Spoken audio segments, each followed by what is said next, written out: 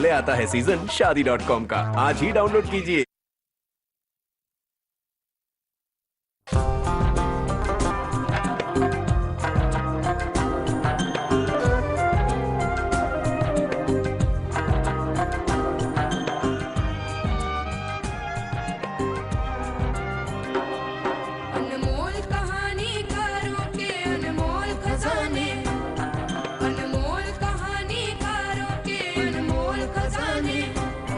शाहकार अफसाने हैं ये शाहकार अफसाने, शाहकार अफसाने हैं ये शाहकार अफसाने, शाहकार अफसाने, शाहकार अफसाने, शाहकार अफसाने।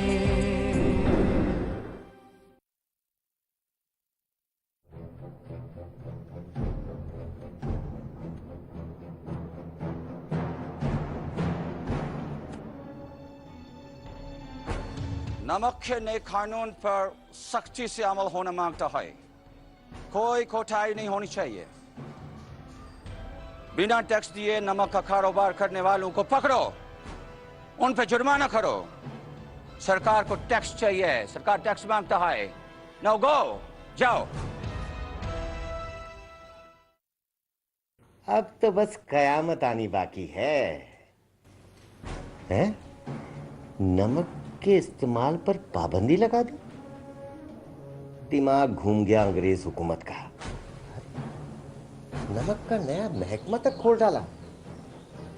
लाहौल बिला कुव्वत। अरे सुनती हो?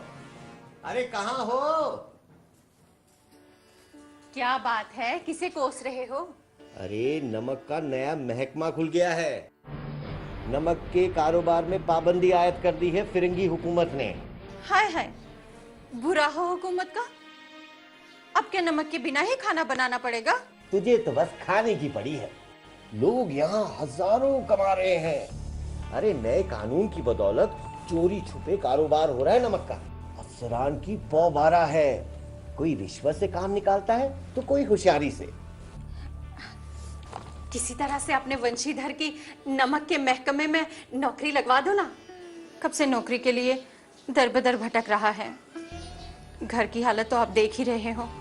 महकमा नमक में नौकरी मिलना आसान नहीं है। बड़े बड़े पटवारी और वुकला महकमा नमक के दौरोगा के ओहदे के पीछे पड़े। वंशीधर मेहनती है, ज़हीन और फर्माबरदार भी। लेकिन इसे दुनियादारी नहीं आती।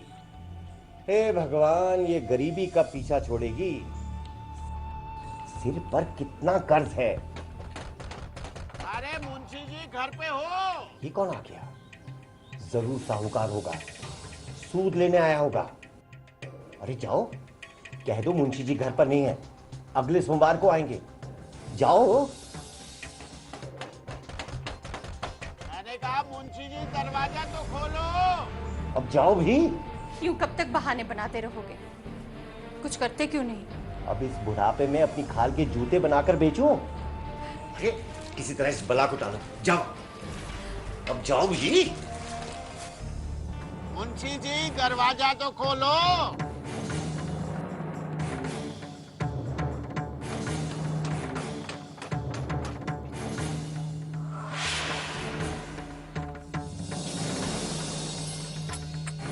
अरे मुंशाई, सो रही थी क्या?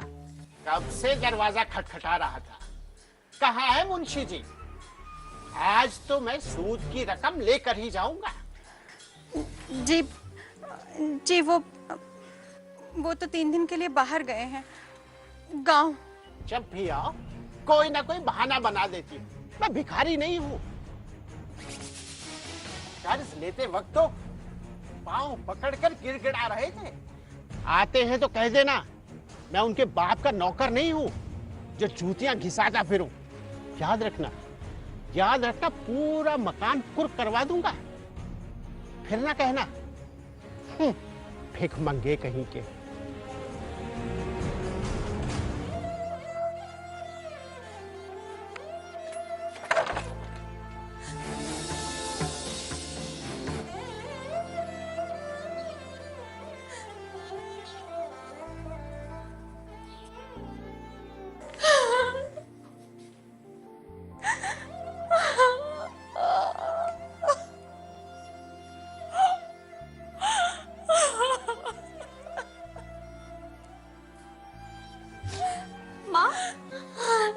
चुप हो जाओ माँ, भैया आते ही होंगे।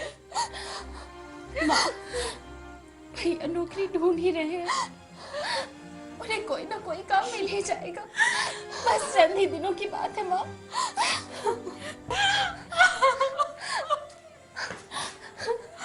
क्या हुआ? क्या बात है माँ? सुधा, क्या हुआ? भैया, वो साहूकार आया था। जरूर कुछ उल्टा सीधा बोल के गया होगा। तू इतनी मायूस क्यों हो रही है माँ? तेरा बेटा भी जिंदा है। तुम कौन कौन सी जिम्मेदारी निभाओगे बेटा? तुम तो खुद बेरोजगार हो। न जाने भगवान गरीबों से ही इस कदर खफा क्यों रहता है। तू फिक्र मत कर माँ, मुझे जल्दी ही नौकरी मिल जाएगी। छोटी मोटी जैसी भी नौकरी मिले बेटा, कर लेना। कम से कम इन बच्चियों को तो वक्त का भरपेट खाना तो नसीब होगा।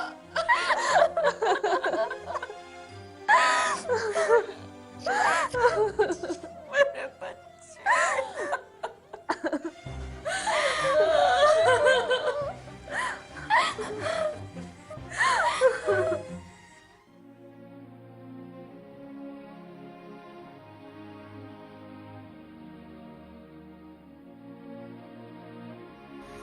वंशी बेटा,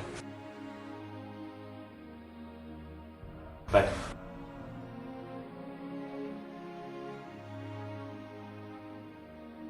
तुम्हारी माँ बिल्कुल ठीक कह रही है, मगर नौकरी के ओहदे की तरफ ध्यान मत देना। वो तो पीरों का मजार है। निगाह चढ़ावे और चादर पर रखनी चाहिए। मैं कुछ समझा नहीं पिताजी। बस बेटा, ऐसा काम ढूंढना जहां ऊपरी आमदन हो।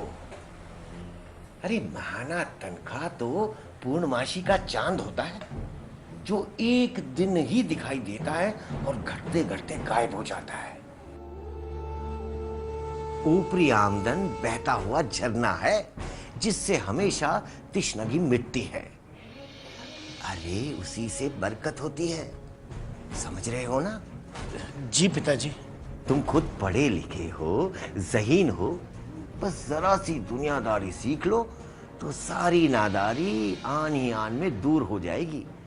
ये मेरी जिंदगी का तजुर्बा है। अरे हम तो अब कगार पर खड़े दरख्त की मानिंद हैं। अब तुम ही घर के मालिक मुख्तार हो, ठीक है ना? तुमने कुछ सुना? क्या पिताजी? सरकार ने महकमा नमक में दारोगा की कुछ आसामियां निकाली हैं। मैं चाहता हूं तुम भी अर्जी अरसाल कर दो। मैंने अपने दस्तावेज के साथ पहले ही दरख्वास्त लगा रखी है। शाबाश, मेरा दिल गवाही दे रहा है, तुम्हें जरूर कामयाबी हासिल होगी। पिताजी, मुझे आशीर्वाद दीजिए, मैं अपने मकसद में कामयाब हो जाऊं। अरे बेटा, मेरी दुआएं हमेशा तेरे साथ हैं।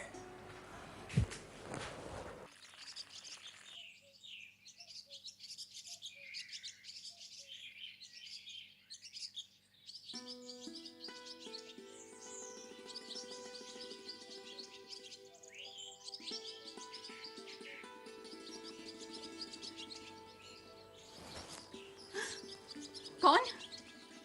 वंशी, तू ही है ना? हाँ माँ, मैं ही हूँ, लेकिन अभी आंखें बंद रखना माँ। क्यों? क्या बात है? जब तक मैं ना कहूँ माँ, आंखें बंद रखना। अरे माँ, अब आंखें खोल लो।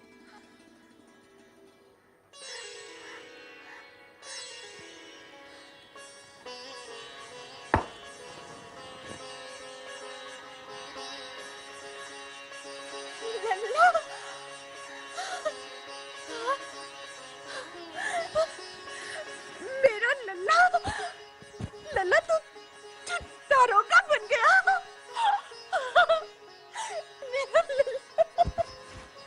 मेरा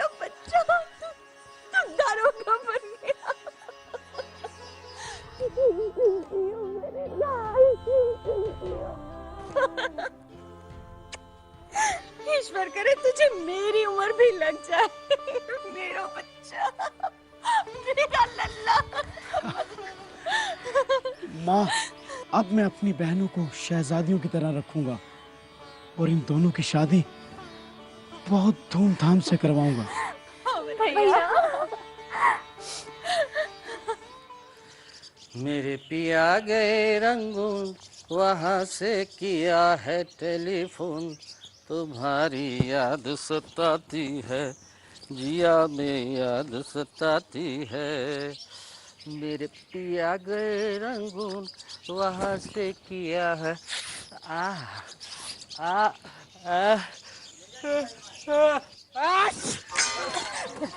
जब देखो चीखते रहते हो, सारे लड्डू गिरा दिए।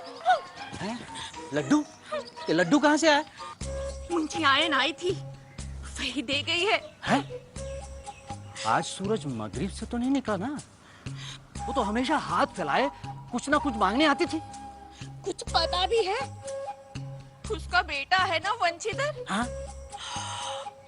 वो महकमा नमक का दरोगा बन गया। घर घर लड्डू बांट रही है। क्या? हाँ। दारोगा? नमक का दारोगा? ओह, ये नौकरी तो सोने की खान है। इन भीख मंगों की तो जिंदगी संवर जाएगी। हमारी ही किस्मत फूटी हुई है। हमारे सोहन की तकदीर कब जागेगी?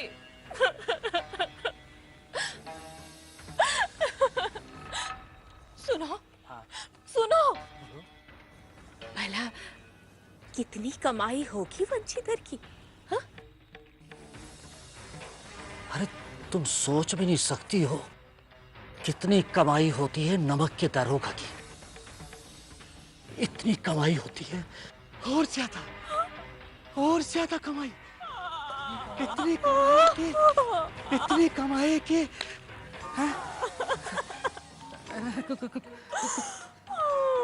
इतनी कमाई नहीं होती है। तुम परेशान मत हो, ले लड्डू खा।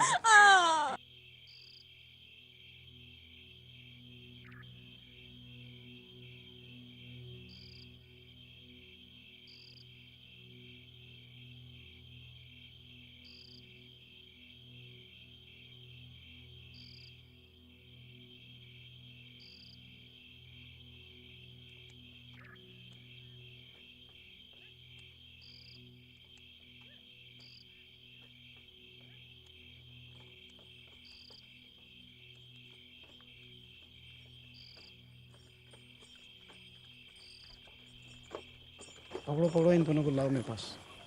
रोको भाई, ये लाओ इसको, इधर इधर लाओ। किसकी गाड़ियां हैं? जवाब क्यों नहीं देते? किसकी गाड़ियां हैं ये? पंडित अलोपीदीन की हजूर। दातागंज के जमींदार हजूर। जनाब इलाके के सबसे बड़े जमींदार हैं, लाखों का कारोबार, बड़े चलते पुरजे आदमी हैं। अंग्रेज अफसरों तक पहुंच है इनकी। कहाँ जाएंगी ये गाड़ियां? कानपुर जाएंगे हजूर। क्या है इसमें? जवाब क्यों नहीं देते? क्या लदा है इन गाड़ियों में? सिपाहियों, तलाशी लो गाड़ी की।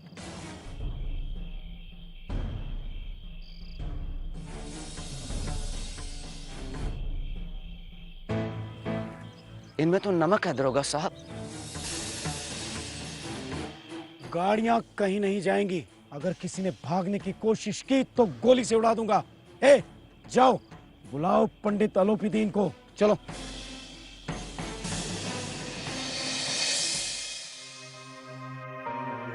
महाराज, क्या है? दरोगा ने घाट पर गाड़ियां रोक ली हैं, आपको बुला रहे हैं। अरे भाई, उसे कुछ दे दिलाकर फारग करना था। अच्छा तुम चलो, हम आते हैं।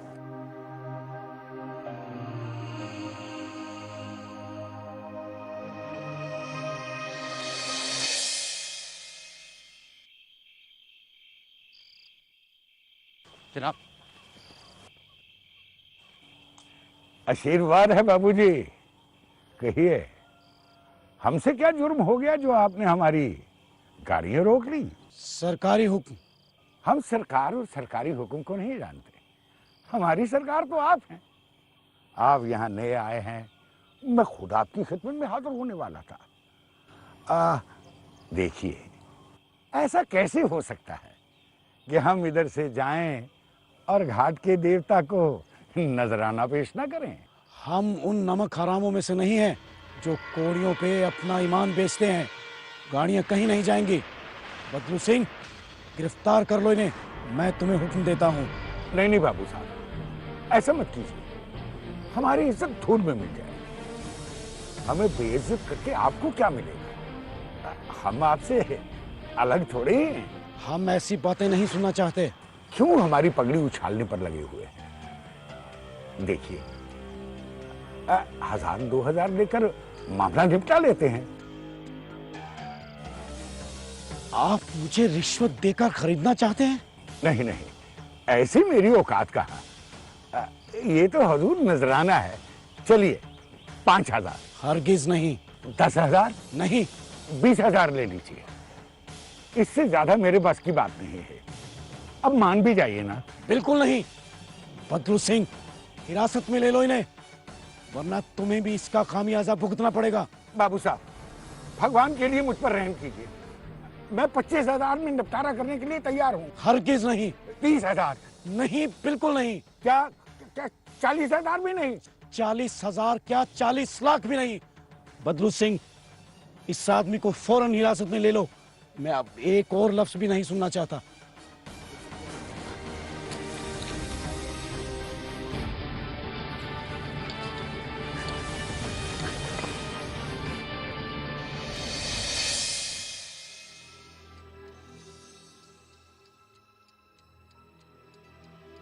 तमाम सबूतों और गवाहों के बयानात के बाद अदालत इस नतीजे पर पहुंची है कि पंडित अलोपीदीन जैसा बड़ा और बाइज्जत इंसान मामूली से फायदे के लिए गैर कानूनी काम नहीं करेगा।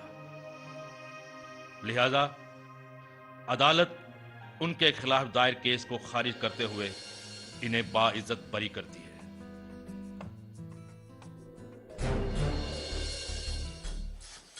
अरे क्या जरूरत थी उस बेवकूफ को इतनी नमक हलाली दिखाने की? कितना समझाया लेकिन एक नहीं सुनी, सब मनमानी करता है। अरे हमने भी नौकरी की है, कोई बड़े ओहदेदार नहीं थे, लेकिन दिल खोल कर कमाया। वो चले हैं ईमानदार बनने। घर में चाहे अंधेर हो, मस्जिद में दिया जरूर जलाएंगे। नालायक कहीं का।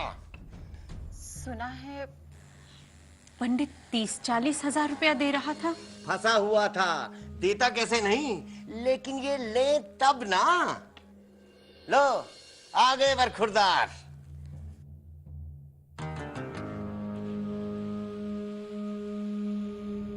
क्या हुआ बेटा, क्या बात है? गलती इंसान से ही होती है, अब मलाल करने से क्या फायदा? बरखुरदार, अकल पर पत्थर तो पड़े ही थे, अब जुबान पर भी ताला लगाकर आए हो। बताते क्यों नहीं क्या बात है? नौकरी तो सलामत है ना?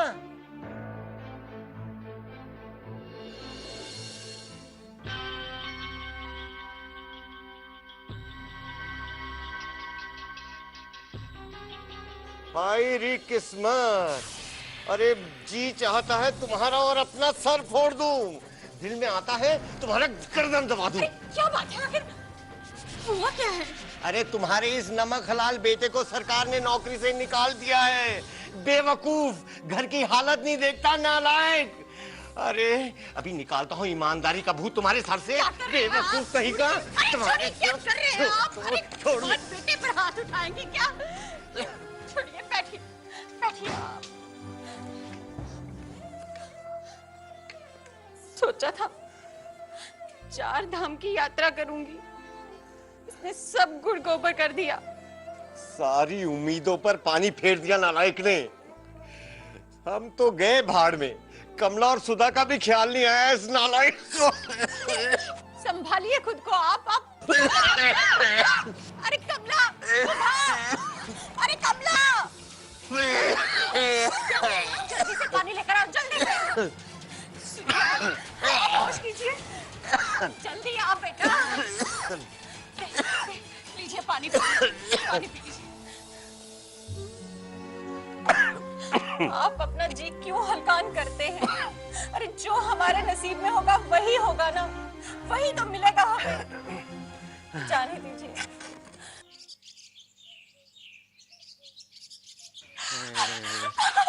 क्या है? कुछ सुना तुमने? क्या है? एक खुशखबरी है, पहले मुंह मीठा करो। कहीं तुम फिर से? ठिठोली छोड़ो, आप इस उम्र में। अरे भाई, इससे बड़ी खुशखबरी और क्या हो सकती है? पड़ोसन मिसराइन बता रही थी कि वंशीधर की नौकरी गई। सच? हाँ, कलेजा ठंडा हो गया। और नहीं तो क्या, मुंशाइन को बहुत गरूर हो गया था अपने बेटे पर। आप बांटना लड्डू घर घर। अरे लड्डू तो हम बांटेंगे। बूढ़े मुंशी को भी खिलाते हैं ना, सुना है उसने खाट पकड़ ली है। हाँ, उसकी तो कमर ही टूट गई होगी। मुंशी जी है?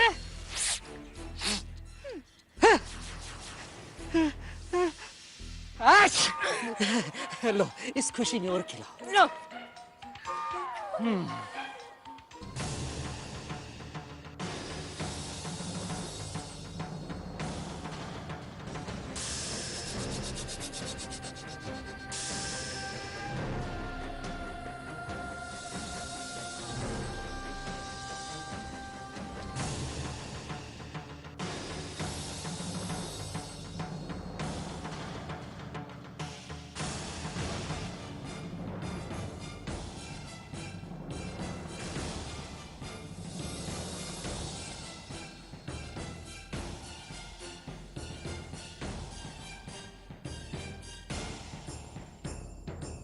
आप जैसी अजीम हस्ती ने हमारे गरीब खाने में पांव रखा, हमारे नसीब जाग उठे।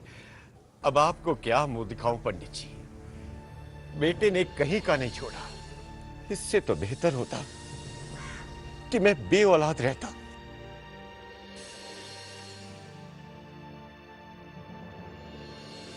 ऐसा न कहिए भाई साहब। ऐसी औलाद को और क्या कहूं पंडित जी? ऐसी औलाद विरले खानदान में ही जन्म लेती है, जो ईमानदार हो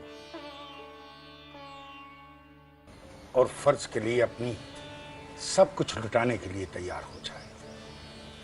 दरोगा जी, इसे खुशामद मत समझिए। उस रात आपने मुझे हिरासत में लिया था और आज मैं खुद आपकी हिरासत में आया हूं। जी, मैं कुछ समझा नहीं पंडित जी। मैंने अपनी जिंदगी में हजारों अफसर और रईस देखे। मैंने सबको अपनी दौलत का गुलाम बनाकर छोड़ दिया, मगर आपने मुझे हरा दिया। अगर इजाजत हो तो कुछ अर्ज करूं? अरे आप हुक्म करें पंडित जी। अपने मन में मेरे लिए मैल मत रखिएगा। आप नहीं जानते उस वाकया के बाद मेरे दिल में आपकी कितनी इज्जत बढ़ गई है। ये तो आपका बड़प्पन है जो आप ऐसा कह रहे हैं। मैं उस हादसे के लिए आपसे माफी मांगता हूँ। मैं फर्ज शनासी की बेड़ियों में जकड़ा हुआ था। उस रात आपने मेरी गुजारिश नहीं मानी थी, लेकिन आज आपको मेरी बात माननी पड़ेगी। मैं किस काबिल हूँ पंडित जी, लेकिन जो भी मेरे से खिदमत होगी मैं उसमें कोई कसर बाकी नहीं रखूंगा। मुंशी जी, लीजिए।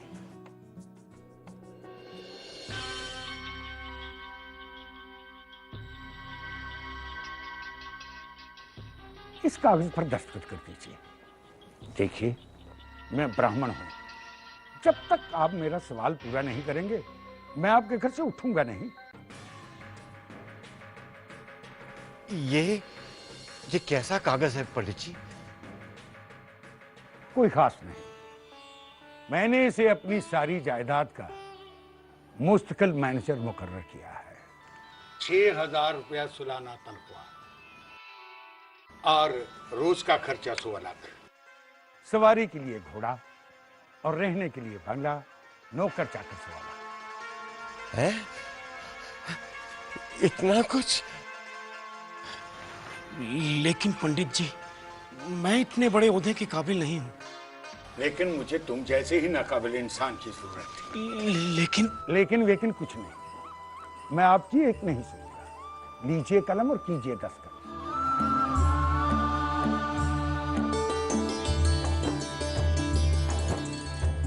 भगवान से दुआ करता हूं कि आपको उस रात वाला बेमुरव्वत, गुस्ताख मगर ईमानदार दरोगा बनाए रखे। नई कहानी के अंदर है नए फसाने, शाहकार अफसाने हैं ये, शाहकार अफसाने, शाहकार अफसाने। मेरी मुद्दतों की तलाश मुकम्मल।